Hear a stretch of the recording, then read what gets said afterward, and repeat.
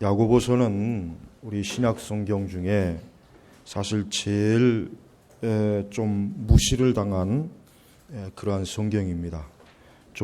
위대한 종교개혁자 우리 마틴 루터는 이 야고보서를 지푸라기 서신이라 그렇게 칭할 정도로 야고보서를 루터는 조금 싫어했습니다. 그렇다고 해서 루터가 야고보서를 하나님의 말씀이 아니다 그렇게 한 것은 또한 아닙니다.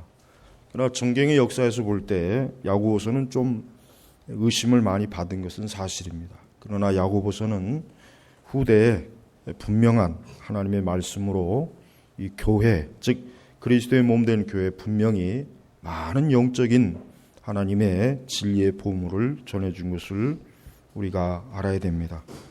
많은 교회가 로마서는 굉장히 중요하게 여겨요. 로마서. 많은 목회자들이나 또 신학생들이나 신학자들이 로마서를 굉장히 중요하게 여기는데 사실은 야고보서도 역시 그에 못지 않습니다.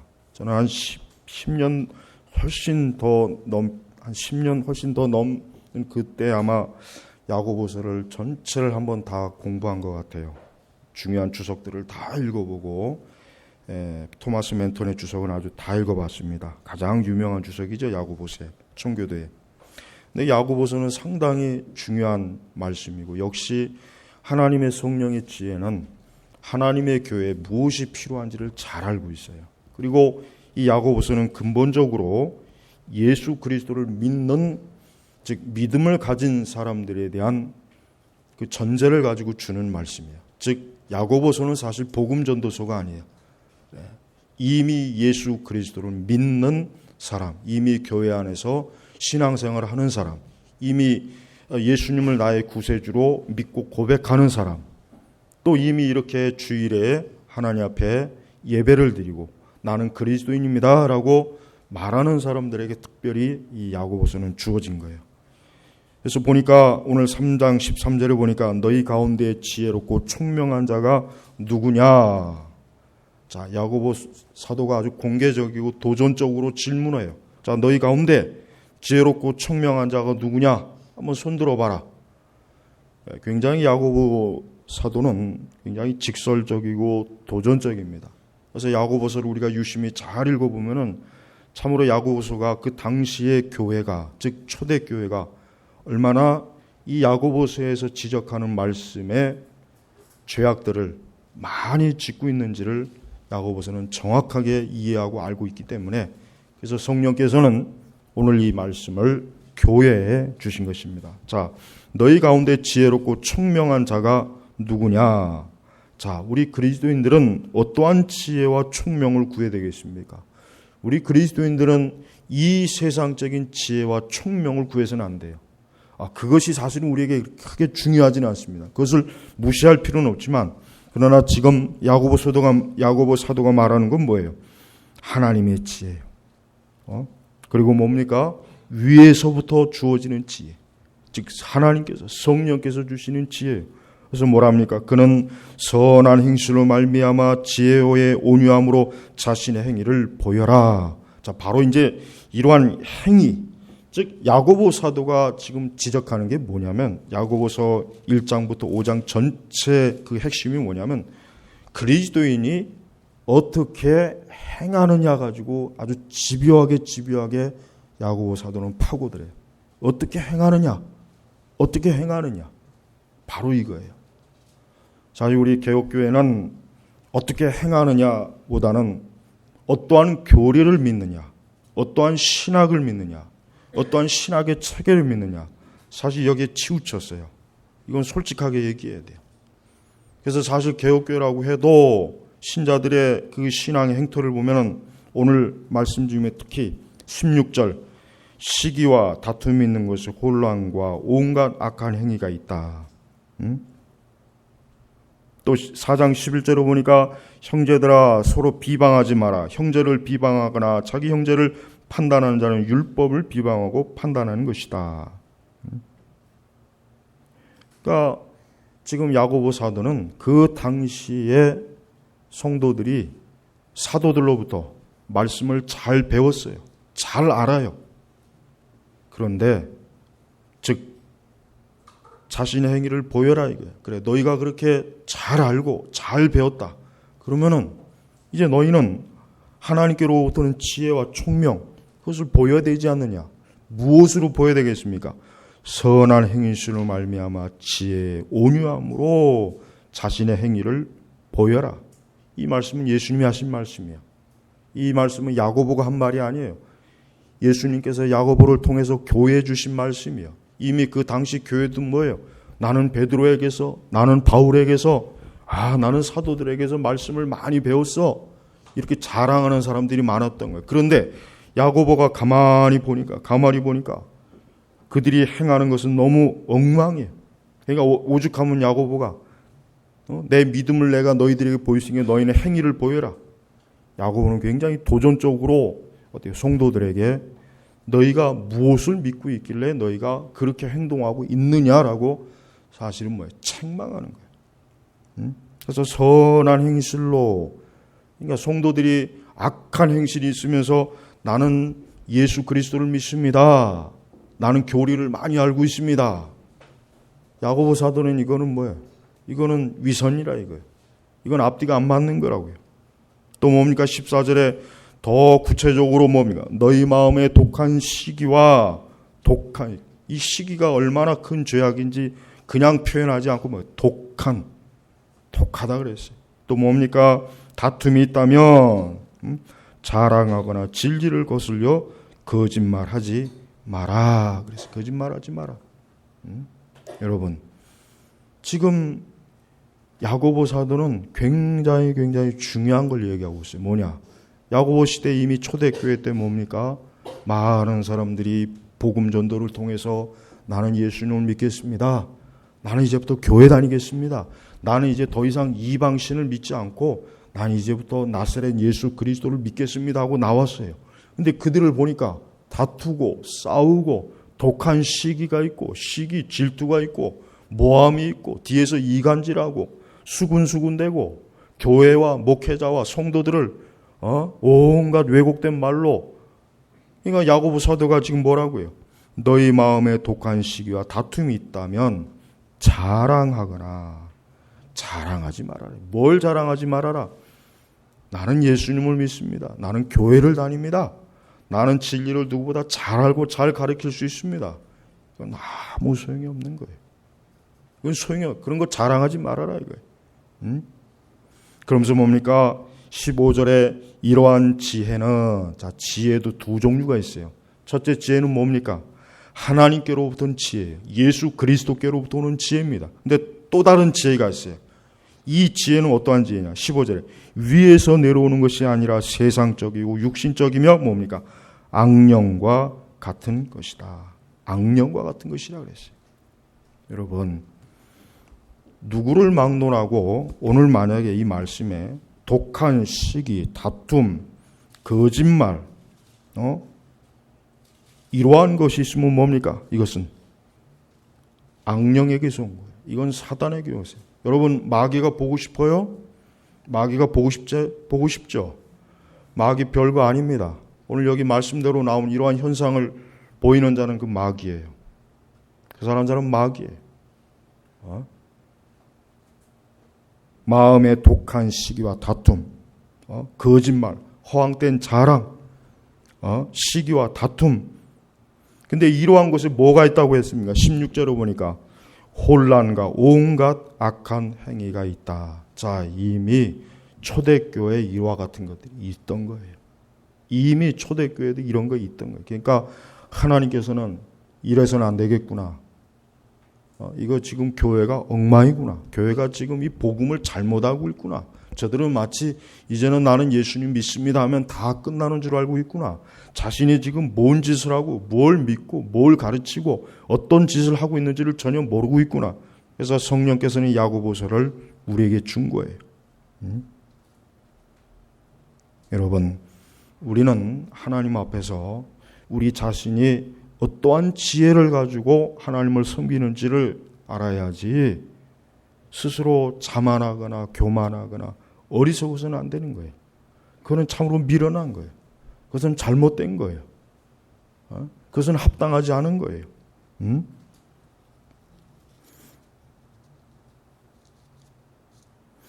우리가 지난주에 갈라디아서 말씀도 봤지만은 거기 뭐라 하겠습니까? 너희는 성령을 따라 행하여라. 그러면 결코 육체의 욕망을 이루지 않게 될 것이다. 자, 보십시오. 초대교회에서 우리 그 사도들은 굉장히 지혜로운 사람이었습니다. 초대교회 사도들은 얼마나 지혜로우냐? 그들은 순진한 사람들이 아니었다는 면에서 지혜로워요. 뭐야? 그들은 단순히 사람들이 가슴에 명찰을 달고 난 이제 예수님을 믿습니다 하면 그래 너는 성도구나. 그래 넌 이제부터 그리스도인이야. 그래 넌 이제 하나님 나라에 속한 사람이야. 하나님 나라의 유업을 받을 사람이야. 너는 이제 예수 그리스도를 믿는 사람이니까 예수님과 동행하는 사람이야. 천만에요. 그들은 그가 성령께 속했는지 육에 속해 있는지 그가 과연 어떠한 열매를 어떠한 행동을 갖고 있는지를 유심히 살펴본 거예요.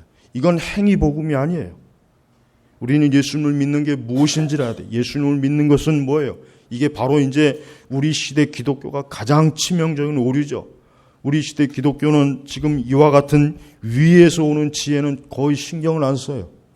그들에게는 이 위에서 오는 지혜는 별로 그렇게 중요하게 여기질 않아요. 그들은 오직 뭡니까? 하나님을 잘 믿어서 내가 부자가 되고 성공하고 내가 긍정적인 사람이 되고 좋은 사람이 되고 착한 사람이 되고 서로 위로해주고 정서를 다독거리고 이게 그리스도인 줄 알고 있어요. 그러나 진정한 그리스도인은 뭐예요? 위에서부터 주어지는 하나님의 지혜로 사는 사람이에요. 그는 모든 일을 내가 지금 하나님의 지혜대로 말하고 있는지 듣고 있는지 가르치고 있는지 행동하고 있는지 그걸 세심하게 살피는 거예요. 여러분 항상 교회는 오늘 이 야고보 사도가 말한 이러한 현상들이 종종 나타나요. 자주 나타나요. 우리는 이러한 것들에 대해서 굉장히 주의하지 않으면 마귀에게 정말 많이 휘둘립니다. 굉장히 많은 어려움을 당해요. 그래서 주의해야 돼요. 여러분 우리가 이 세상을 살아가는데 우리는 어떠한 사람으로서 나타내야 됩니까? 바로 17절 18절입니다. 그러나 뭐예요? 위에서 오는 지혜는 첫째 성결하고 거룩하다는 거예요. 무엇으로 거룩합니까? 예수 그리스도의 그 피로 씻어서 그는 이제 정결한 사람, 회개한 사람이에요. 회개. 이제 나는 죄를 끊겠습니다. 이제 나는 내 죄를 예수 그리스도의 피에 그 피로 씻고 나는 이제 거룩한 사람으로 하나님 앞에 서겠습니다. 그 다음 뭡니까? 화평해야 돼요. 싸우면 안 돼요. 여러분 이걸 조심해야 돼요. 우리는 정당한 것을 위해 싸웁니다 하는 것 그것 자체도 문제예요. 제가 전에 그랬죠. 요즘 교회들은 문제가 있으면 저 교회 바깥에 나가고 피켓 두르고 언론사에 제보하고 우리 교회 이렇습니다. 그걸 굉장히 정의로운 싸움으로 알고 있더라고요. 그게 정의로운 싸움입니까? 그거는 또 하나의 마귀의 역사예요. 진정한 성도라면은 하나님의 교회 바깥에서 그렇게 교회에 대한 그런 것들을 나팔을 불고 세속 언론에다 제보를 하고 저 바깥에서 피켓 들고 자기들끼리 우리는 정의로운데 저기 있는 교회와 저기 있는 목사와 저기 있는 성도들은 정의롭지 못합니다. 저 사람들은 불의합니다. 우리는 정의를 위해서 이렇게 지금 핍박받고 있습니다. 얼마나 마귀가 그들을 잘 속였는지 아주 탁월해요. 마귀의 지혜는. 화평해야 돼요. 모든 문제를 해결하는 방식도 교회 안에서 다툼을 해결하는 것도 화평해야 돼요. 싸우면 안 돼요. 제가 어제 이 카페에다가 올린 그 일일 매일의 묵상이 뭐라고 했습니까? 그러나 너희가 서로 물어뜯고 잡아먹으면 피차 멸망할지 모르니 조심하여라. 피차 물어뜯어요. 지금 이 시대는 세상에게 얼마나 잘 휘둘리는지 몰라요. 서로 물어뜯고 있어요. 그래서 세상은 또 그러죠. 그래 너희들이 정의로운 거야. 계속 물어뜯어. 여러분 결국은 다 피차 멸망하는 거예요. 촌죽여 보십시오. 걔네들 문제 있다고 바깥에서 피켓 두른 거 봤어요? 걔들도 문제 많아요. 얼마나 많은지 아십니까? 그 안에. 근데 절대 교회 바깥으로 내놓질 않아요. 왜? 그럼 망하는 거거든. 근데 우리 개신교는 옛날에는 안 그랬어요. 옛날 30년, 40년 전에 그들은 어때요? 교회 안에 문제가 있으면 기도했어요. 제가 수요일 날 설교한 게 이번에 지금 저 인터넷 때문에 안 됐는데 올라가면 꼭 들으세요. 나는 많은 교인들에게 하고 싶은 얘기가 뭐다. 수많은 우리 그리스도인들이 좀 사람에게는 말을 덜 하고 하나님에게 말을 많이 한다면 얼마나 교회가 좋아질까? 얼마나 교회가 서로 하나님 안에서 많은 좋은 열매를 맺을까? 얼마나 하나님 기뻐하시는 좋은 교회가 될까? 근데 지금 교회는 안 그래요. 문제 생기면 무조건 바깥으로 튀어나가요. 언론사 제보해요. 세속 법정으로 끌고 가요. 그래서 그냥 너 죽고 나 살자. 근데 제가 가장 우려하는 건 물론 잘못된 측도 참 문제가 있지만 그보다 더 제가 위험스럽게 보는 것은 우리는 정의를 행합니다. 우리는 공의를 행합니다. 우리는 하나님의 공의와 정의를 행하기 때문에 우린 이렇게 하는 것입니다. 그들입니다. 하나님 앞에 기도하면 돼요. 여러분 하나님 살아계시다고 맨날 살아계시다고 말로만 하면 진짜 하나님이 살아계시면은 하나님의 교회 안에서 잘못되고 어긋난 문제가 있으면은 기도하면 되는 거예요. 안 그래요? 물론 교리적인 문제가 잘못되면 그거는 즉시로 나와야 돼요. 그 교회가 정통신학과 정통교리를 안 가르치면 그건 볼 것도 없어요. 그건 빨리 나와야 돼요. 그런데 교리는 바르게 가르치고 신학은 바르게 가르쳐요. 설교로 바르게. 그런데 그 외 다른 문제들이 만약에 교회에 있다면 신자들은 어떻게 기도해야 되는 거예요. 이 꽉 딱 물고 하나님이시여. 하나님이 모든 걸 아시니까 이 모든 것을 화평케 잘 하나님께서 교회를 평안케 해주세요. 누구도 상처받지 않고 고통받지 않고 그게 하나님의 원리예요. 그게 바로 화평입니다. 화평이에요. 그 다음 뭡니까? 관용하라 그랬어요. 우리는 잘못한 사람들한테 너는 죽을 놈이야. 넌 죽어야 돼. 넌 지옥 가야 돼. 이건 복음이 아닙니다. 그럴 것 같으면 여기 있는 우리 중에 살아날 사람이 누가 있겠어요? 그럴 것 같으면 우리 중에 누가 살아남아서 천국에 가겠어요? 누가 구원받겠어요? 관용이에요. 이 관용은 무조건적인 관용이 아니에요. 서로 인자하게 불쌍히 여기라 그랬죠, 성경에? 바로 그걸 얘기합니다. 죄를 덮어주라는 게 아니에요. 죄는 제대로 드러나지만 우리는 다 죄성이 있고 다 부패하고 다 타락했기 때문에 덮어주는 거예요. 그래, 우리 서로 다 부족한 사람이야. 우리 다 그리스도 앞에 죄인이야. 우리 다 용서받은 죄인이야. 관용해줘야 되는 거예요. 근데 지금은 관용이 없죠. 죽여야 돼요. 오늘날 교회는 얼마나 살벌하고 무서운지 어느 한쪽이 죽어야 이게 결판이 나요. 어느 한쪽이 죽어야 돼요. 이게 무섭잖아요. 이거 악령이에요. 어떻게 성령께서 주관하시는 교회에서 누가 하나가 죽어야 이게 뭔가 끝나야 된다니 이게 어떻게 거룩한 교회 되겠어요? 또 뭡니까? 양순하고. 양순하다는 건 뭐예요? 순해야 되는 거예요. 날카롭고 칼같이 그거 좋은 거 아닙니다. 그거 똑똑한 거 같죠. 세상은 그거 똑똑하다고 하죠. 그러나 하나님의 양순해야 돼. 온유해야 된다는 얘기예요. 온유해야 된다는 거예요. 또 뭡니까? 긍휼과 선한 열매가 가득하고 그래요. 긍휼이 또 선한 열매, 또 편벽, 편을 가르는 게 없어야 된다. 편벽. 누가 누구다 편벽이 없어야 돼. 그다음 위선, 거짓이 없어야 되겠죠. 숨기는, 앞뒤가 안 맞는 게 이런 것도 없어야 돼. 이게 바로 뭡니까? 위에서부터는 지혜예요. 그러니까 만약에 누군가 어떤 일이 있을 때 이것이 위에서부터 온 지혜인지 저 악령으로부터 오는 지혜인지 여러분 이 말씀만 보면 금방 구분이 가지 않습니까? 하나님께서는 우리에게 이러한 지혜를 준 거예요. 너희가 위에서부터 오는 지혜인지 즉 하나님께로부터 오는 지혜인지 아니면 악령으로부터 오는 지혜인지 이 말씀을 통해서 어때요? 구분하라는 거예요. 15절에 특별히 세상적이고 육신적이며 세상적이고 육신적. 세상적이고 육신적인 게 뭐겠습니까? 그게 바로 시기와 다툼, 혼란, 악한 행위. 이거 다 세상적인 행위예요.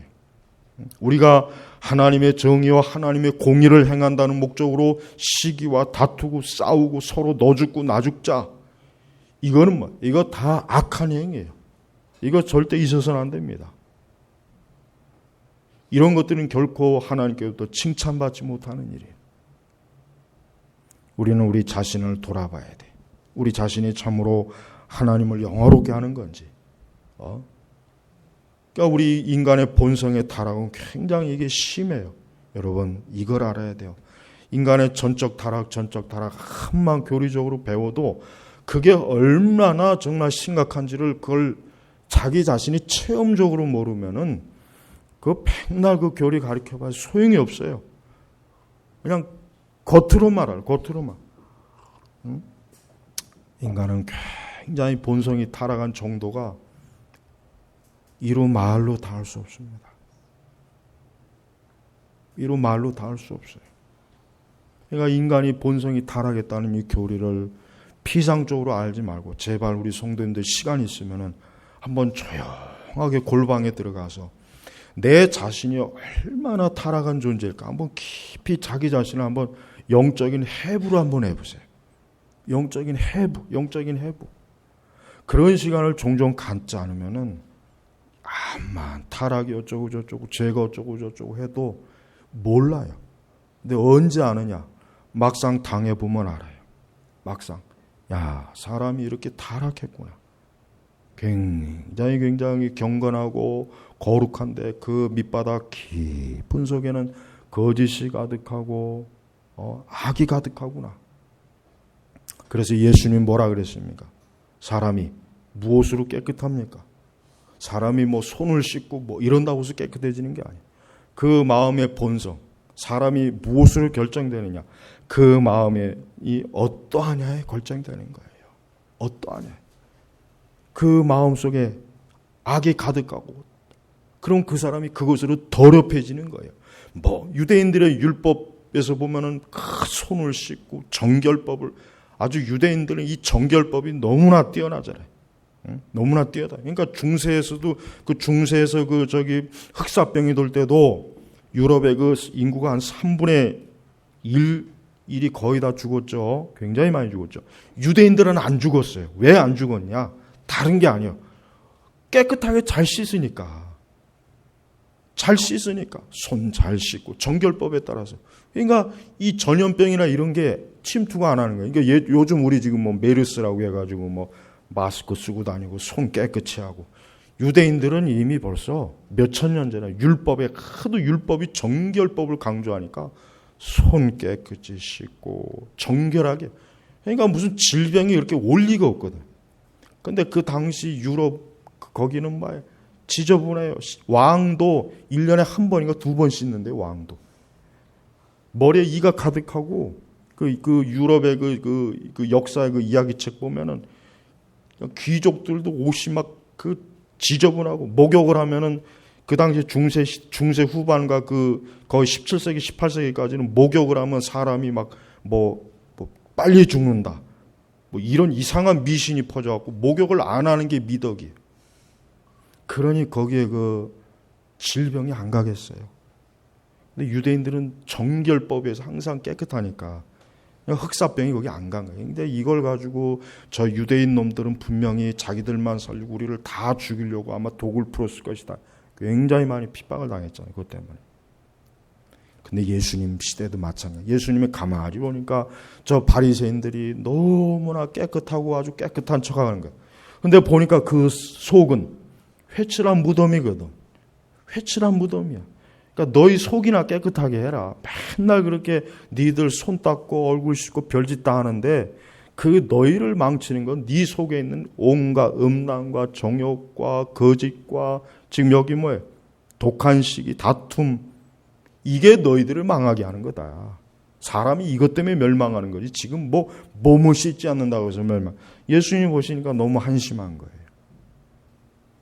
여러분 우리 그리스도인들은 자신의 마음이 항상 어때요? 하나님 여기 우리 17절에 위에서부터는 지혜로 주여 나에게 위에서부터는 지혜로 채워주십시오. 성결, 화평, 관용, 양순, 궁율, 선한 열매, 편벽이 없고 위선이 없고 그 다음에 또 18절에 보니까 의의 열매는 화평에 하는 자들이 화평으로 씨를 뿌려 거두는 것이다. 자, 바로 이거예요. 그러니까 우리 제네바 교회는 교리적으로는 사실 뭐 문제가 없어요. 교리적으로 우리 교회만큼 정확하게 가르치는 교회는 그렇게 많지는 않을 겁니다. 정말입니다.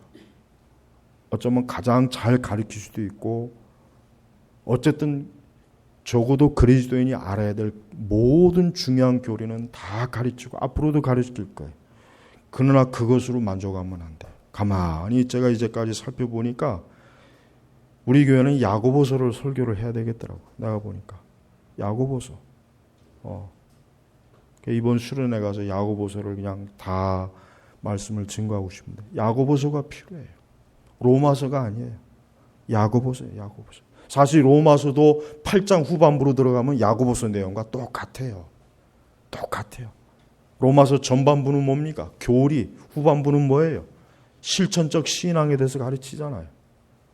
근데 대다수의 우리 개혁주의라고 하는 분은 교리에 대해서는 엄청나게 강조하는데 이 실천 부분은 너무 허술해. 너무 허술해. 너무 허술해. 그러다 보니까 개혁주의 교리는 아는데 신학에 대해서 나름대로 주절거리고 떠들 줄은 아는데 뭐예요? 위에서부터는 지혜가 없어. 위에서부터는 지혜가 없는 거예요. 그러니 서로 다투고 시기하고 뒤에서 이간질하고 수군거리고 쑥덕거리고 판단하고 이게 다 뭐예요? 이게 악령. 여기 뭐라고 했어요? 악령과 같은 것이다. 악령. 악령과 같은 것이다 이거예요. 우리 제네바 교회교회 성도 여러분, 예수님이 어떠한 분이십니까? 예수님이 어떻게 행동하셨어요? 빨리 지금 복음서도 빨리 설교를 해야 되겠어요. 복음서도 마태복음부터 해야지. 예수님에 대해서 딱 하나 하는 거, 예수님. 그거 외에는 모르는 것 같아, 내가 볼 때는. 예수님에 대해서 아는 게 뭐냐, 그러면 예수님 그 하나, 한 글자 하나, 그 이름 하나만 알지. 예수님이 자세하게 어떻게 사역하셨고 어떻게 행동하셨는지에 대해서 몰라요. 예수님에 대해서 어떻게 가르쳤냐만은 많이 가르치죠. 어떻게 행동하셨냐도 가르쳐야 돼요. 그게 복음이에요. 복음은 예수님이 가르침과 행동을 그대로 우리가 믿는 거지 예수님이 가르치는 것만 믿는 게 복음이 아니죠. 복음을 전부 다 그런 식으로 하니까 그냥 중얼중얼 복음의 뭐 7가지 단계, 4가지 단계 이론적으로 쫙 외우기는 잘해요. 근데 예수님이 어떻게 복음을 실천하셨는지에 대해서는 깜깜한 거예요. 예수님이 어떠한 분이에요? 예수님은 긍휼이 많아요. 사랑이 많은 분이에요. 예수님이 시기한 거 봤습니까? 예수님이 다투는 거 보셨어요? 예수님이 뒤에서 제자들 흉보는 거 봤어요? 야, 야고보 일로 와봐라. 야, 저 베드로 쟤 봐라. 쟤 저러다가 쟤 틀림없이 사고 친다. 쟤. 그런 거 봤어요? 제자들끼리 지들끼리 맨날 다투지. 제자들은 철이 얹들었어요. 철이 내가 볼 때. 그냥 이 제자들은 오순절 강림 이전까지 내가 보니까 철이 안 들었어요. 자기들끼리 주님 곧 내일 모레 십자가에 죽으시는데 지들끼리 서로 하나님 나라에 큰 자리 차지하겠다고 서로 싸우고 다투지 않나. 한 놈은 예수님 팔아먹고 금전적인 이익을 챙기지 않나. 예수님은 어떠한 분이십니까? 우리는 예수님이 어떠한 분인지를 너무 모르고 있는 것 같아요. 너무 몰라요. 우리 제네바 교회는 우리 성도님들은 참으로 성경의 사람이 되기를 힘써야 돼요. 그 성경의 사람이 된다는 것은 무슨 많은 신학의 이론을 알고 개혁주의가 어떻다, 뭐가 어떻다 아주 줄줄이 그걸 얘기하는 게 아니에요. 성경의 이 신령한 생명의 말씀을 내 영혼의 양식으로 내 삶의 기준으로 내 생각과 마음의 행동의 기준점으로 삼아서 그렇게 사는 것, 그렇게 믿는 거란 말이에요. 지금 야고보 사도가 말하는 게 그거 아닙니까? 너희 가운데 지혜롭고 총명한 자가 누구냐? 자, 이 질문 하나가 중요한 거예요. 야고보는 너희 가운데 조직신학 책 다 읽은 사람은 누구냐? 너희 가운데 개혁주의 이론 잘하는 사람은 누구냐? 너희 가운데 신학 다 배운 사람 누구냐? 너희 가운데 교리과정 다 배운 사람 누구냐가 아니에요. 너희 가운데 지혜롭고 총명한 자가 누구냐 이거예요. 지혜롭고 총명한 자. 우리가 교리를 배우고 신학을 배우는 것도 지혜롭고 총명한, 위에서부터 주어지는 지혜와 총명을 얻기 위한 거예요. 이런 위에서부터 오는 지혜와 총명이 없으면은, 제가 지난 시간에 얘기했지만은 개혁지구 나발이고 다 필요 없어요. 그거 전 그런 거 중요하게 생각하지 않아요.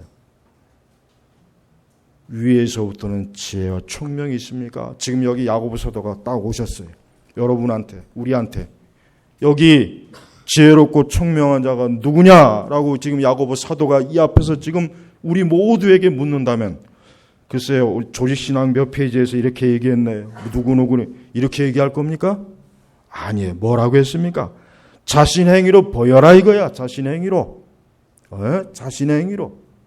맨날 싸우고 다투고 시기하고 판단하고 이간질하고 거짓말을 하고, 자기 자신이 거짓말 하는지도 모르면서 거짓말을 하고, 이건 어디서 온 겁니까? 악령이에요. 악령. 그러니까 우리 제네바 교회 성도분들은 앞으로 이러한 형태가 나타나는 사람들이 있으면은 단단히 그 앞에서 주의를 줘야 돼요. 당신 지금 보니까 하나님의 지혜가 아니라 악령에 지금 둘러싸여 있다. 지금 당신 먼저 회개해야 되겠다. 지금 다른 사람은 당신이 문제다. 이렇게 해야 돼요.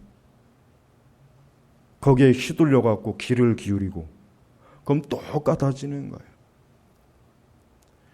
교회가 그냥 교회가 되는 게 아니에요. 위에서부터 주어지는 성령께서 주시는 이러한 지혜를 풍성하게 머금고 있는 신자가 있을 때 그게 진정한 교회이지. 교회의 형식, 형태, 폼, 조직, 우리가 어떤 뭘 한다, 이건 교회가 아니에요. 그게 무슨 교회입니까? 그게 그런 거 없어도 됩니다. 그런 거 안 해도 되니까. 어쩌면 예수님은 야, 나는 너희들이 전도 안 해도 되고 사역이고 뭐고 안 해도 좋으니까 좀 위에서부터 주어지는 지혜대로 좀 살아라. 다른 거 안 해도 되니까 좀 그리스도의 열매를 맺어라. 성령의 열매를 맺어라. 우리 주님이 그럴 것 같아요. 충분히 그럴 것 같아요. 현대 교회는 뭔가 많이 하는 것으로 교회가 자기를 드러내잖아요.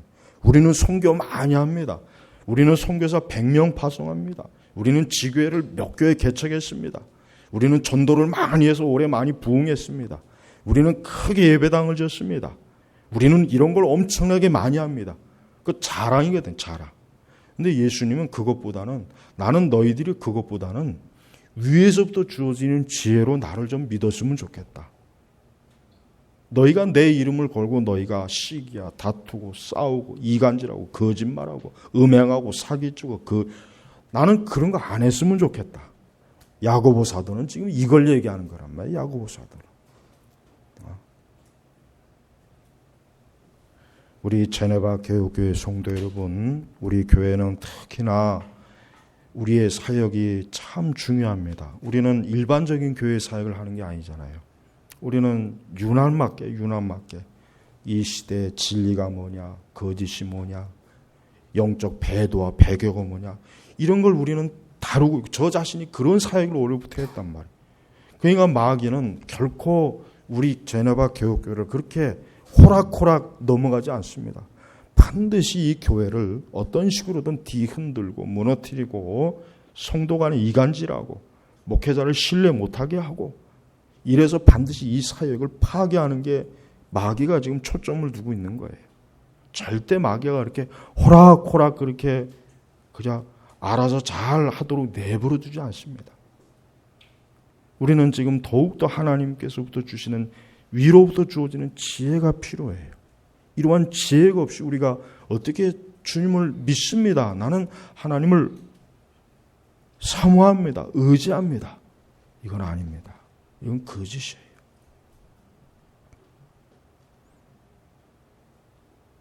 야고보서 3장 9절에 보니까 이런 말씀이 있어요. 그것으로 우리가 주님과 아버지를 찬양하기도 하고 그것으로 하나님의 형상대로 지음받은 사람을 저주하기도 하니 한 입에서 찬송과 저주가 나온다. 나의 형제들아, 이래서는 안 된다. 샘이 어찌 한 구멍에서 단물과 쓴물을 내겠느냐. 나의 형제들아, 무화과 나무가 올리브 열매를 맺거나 포도나무가 무화과 열매를 맺을 수 있느냐? 이와 같이 짠물이 단물이 낼 수가 없다.